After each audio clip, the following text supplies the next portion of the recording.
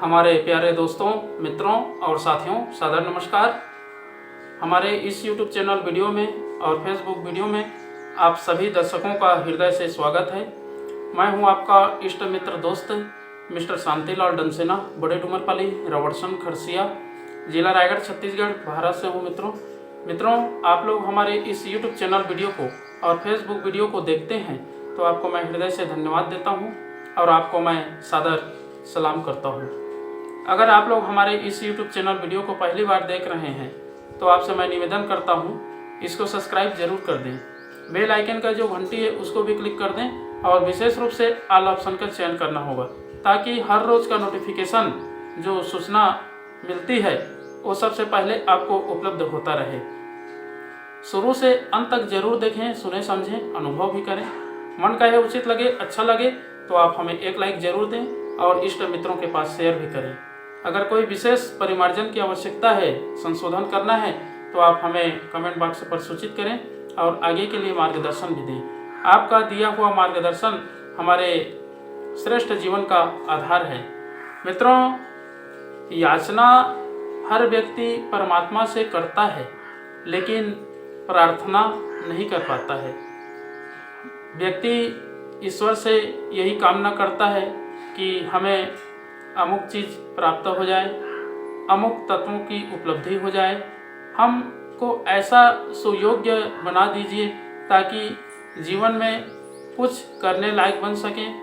ऐसा याचना व्यक्ति हमेशा परमात्मा से करता रहता है और न जाने विभिन्न प्रकार के रहस्यों से जुड़ता रहता है और ईश्वर से हमेशा अपनी कामना ही व्यक्त करता रहता है, लेकिन प्रार्थना करने के लिए उसके पास कोई समय नहीं होता है, क्योंकि प्रार्थना ही उस परमात्मा तक पहुंचने की एक दिव्य सीढ़ी है जिस पर व्यक्ति सनाह सनाह करके पहुंचता है मंजिल तक और अपने वास्तविकता को प्राप्त करता है।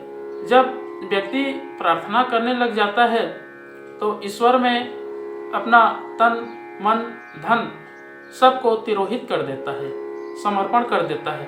और जब व्यक्ति समर्पण कर देता है तो फिर अपनी कोई इच्छा शेष नहीं रह जाती है, क्योंकि ईश्वर में आप अपने विचार को समर्पित कर दिए, तिरोहित कर दिए, तो फिर अपना जो शेष रहता है वो प्रभु की इच्छा रहती है। अगर परमात्मा के प्रति समर्पण की सच्ची भावना है तो परमात्मा जो है कहता है कि अगर तू एक कदम मेरे लिए आगे बढ़ेगा तो मैं तुमको 10 कदम आगे बढ़ाऊंगा।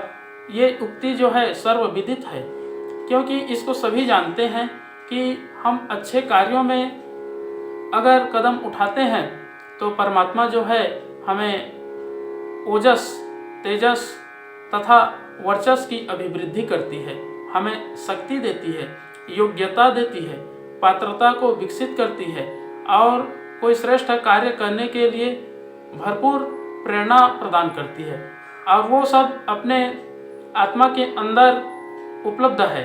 अगर हम अपने भाव को परमात्मा के साथ में मिलाते हैं या उनके अनुयायी, अनुचर बनने का प्रयास करते हैं तभी ये सब संभव हो पाती है और व्यक्ति अपने मनोवांछित फल को भी प्राप्त करता है। लेकिन याचना करने से कोई भी चीज़ों की उपलब्धि नहीं होती है। याचना का हमेशा भाव जो है निकृष्ट दिशा में रहता है। उत्कृष्ट दिशा में बनाने के लिए और आगे भविष्य का निर्माण करने के लिए प्रार्थना की अत्यंत आवश्यकता पड़ती है। जब व्यक्ति प्रार्थना में अपना जीवन को लगा देता है और परमार्थ कार्य में समर्पण कर देता है तो देखेंगे अनायास अपने आप जो मुक्ति के द्वार हैं या आगे बढ़ने के जो मार्ग हैं वो स्वयं ही दिखाई पड़ता है, क्योंकि परमात्मा ने इस ब्रह्मांड में व्यक्ति को भेजा है। वो इस संसार का मालिक बना करके भेजा है, लेकिन व्यक्ति उस मालिकपन से, स्वामित्व से विचलित हो जाता है और निकृष्ट भाव में आकर के दास बन करके जीने लगता है और मालिक ना बन करके वह नीच पापियों की तरह जीवन यापन करता है। इसलिए मित्रों, याचना करना और अपने अंदर जो ज्ञान की अभिवृद्धि होती है उसको समझ ना पाना या भविष्य को अंधकार में धकेलते रहना, ये सब उचित नहीं है।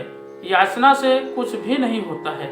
अगर हम प्रार्थना करें और श्रेष्ठ मार्ग पर प्रशस्त करें तो जीवन जो है दिव्य बनता है और आत्मा जो है सबल होती है, जिसके आधार पर व्यक्ति अपना ही नहीं सभी प्राणियों का भी कल्याण करता है और आने वाले भविष्य का भी वो अच्छे ढंग से निर्माण करता है।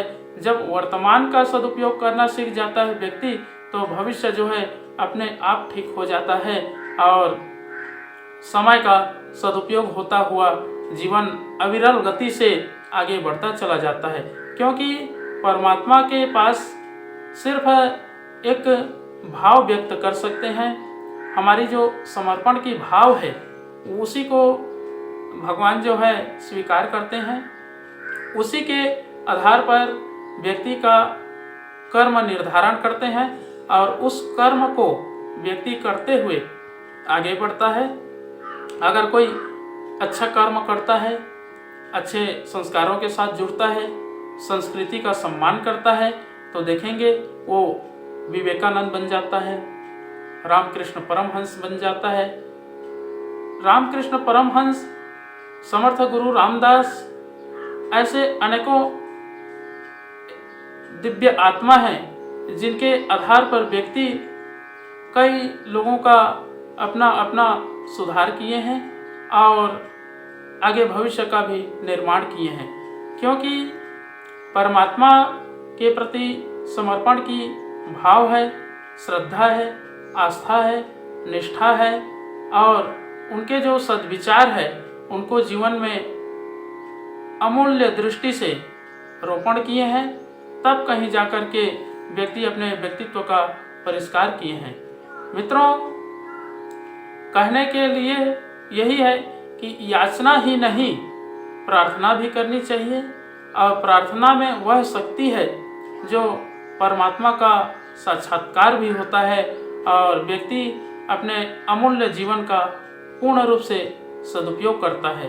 महाकाल की प्रेरणा है, जब हम प्रार्थना करते हैं तो प्रार्थना में हमारे जो समर्पण की भाव है उसको सुनते हैं और उसी के अनुरूप हमें पात्रता के हिसाब से सामर्थ्य देते हैं और सामर्थ्यवान बनाते हैं और दिव्य क्षमता दे करके आगे भविष्य का निर्माण कराते हैं। मित्रों, इन सब चीज़ों का अनुसंधान करने के लिए एक आधार है, वो है गायत्री महामंत्र। अगर हम गायत्री मंत्र का उच्चारण करते हैं तो समाजनिष्ठ बने रहते हैं, हमारी भावना में दिव्यता का वातावरण बना रहता है और जितने भी प्रतिकूलताएं हैं उसमें अनुकूल परिस्थिति उत्पन्न करने की एक दिव्य शक्ति प्राप्त होती है। तो आइए मित्रों, एक बार गायत्री महामंत्र और संपुट के साथ में महामृत्युंजय मंत्र का उच्चारण मेरे साथ साथ में करें। ओम भूर्भुवः स्वः तत्सवितुर्वरेण्यं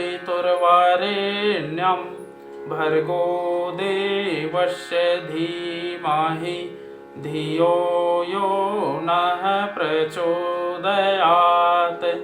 उस प्राण स्वरूप, दुखनाशक, सुख स्वरूप, श्रेष्ठ है, तेजस्वी, पापनाशक, देव स्वरूप परमात्मा को हम अपनी अंतरात्मा में धारण करें। वह परमात्मा हमारी बुद्धि को सत्मार्ग की ओर प्रेरित करे। ओम हौम जूम सः ओम भूर्भुवः स्वः ओम त्र्यंबकं यजामहे सुगंधिं पुष्टिवर्धनम् उर्वारुकमिव बन्धनान् मृत्युर्मुक्षीयमामृतात्। ओम स्वः भुवः भुव ओम सः जूम हौम ओम। मृत्युंजय महादेव त्राहि मां शरणागतं जन्म मृत्यु जरा व्याधि पीडितं कर्म बंधनाय। ओम असंभवं संभव कर्तुमुद्यतं प्रचंड झंझावृत्ति रोध सक्षमं योगस्य निर्माण कृते समुद्यतं परम महाकालमं नमाम्यहम्। ओम कर्पूर गौरम करुणावतारम संसार सारम भुजगेन्द्रहारम सदा वसंतम हृदयारविंदे भवं भवानी सहितं नमामि। ओम अस्तो मा सद्गमय तमसो मा ज्योतिर्गमय मृत्युर्मामृतं गमय। परम पूज्य गुरुदेव वेद मूर्ति, तपोनिष्ठ, युग दृष्टा, युग प्रवर्तक, युग ऋषि, पंडित श्री राम शर्मा आचार्य जी, परम वंदनीय माता जी भगवती देवी शर्मा जी और आद्य माँ गायत्री माता, धरती माता, भारत माता, प्रकृति, पर्यावरण, सूर्यदेव, महाकाल भगवान, सरस्वती माँ, लक्ष्मी माता, सभी ग्रह नक्षत्र, स्थानपति देवता, ग्रामपति देवता, अखिल विश्व ब्रह्मांड के सभी देवी देवताओं के सूक्ष्म संरक्षण में जितने भी हमारे यूट्यूब चैनल के माध्यम से, फेसबुक के माध्यम से और व्हाट्सएप स्टेटस के माध्यम से वीडियो देख रहे हैं, सुन रहे हैं, समझ रहे हैं, ऐसे हमारे प्रिय आत्मीय आदरणीय परम हितैषी हमारे देवतुल्य भाइयों, देवी स्वरूपा माताओं बहनों, आप लोगों को मेरा सादर प्रणाम। ऋषि चिंतन के सानिध्य में से आज का जो एक बहुत ही दिव्य महत्वपूर्ण सुविचार है आपके पास प्रस्तुत करने का प्रयास कर रहा हूँ। आज का सुविचार है मित्रों, याचना नहीं प्रार्थना। बहुत ही अनमोल सुविचार है। भगवान से प्रार्थना कीजिए, याचना नहीं। आपकी स्थिति ऐसी नहीं कि कमियों और कमजोरियों के कारण किसी का मुंह ताकना पड़े और याचना के लिए हाथ फैलाना पड़े। मित्रों, प्रार्थना कीजिए कि आपका प्रसुप्त आत्मबल जागृत हो चले। प्रकाश दाता दीपक जो विद्यमान है वह टिमटिमाए नहीं, वरन रास्ता दिखाने की स्थिति में बना रहे। मेरा आत्मबल मुझे धोखा न दे। समग्रता में न्यूनता का भ्रम न होने दें।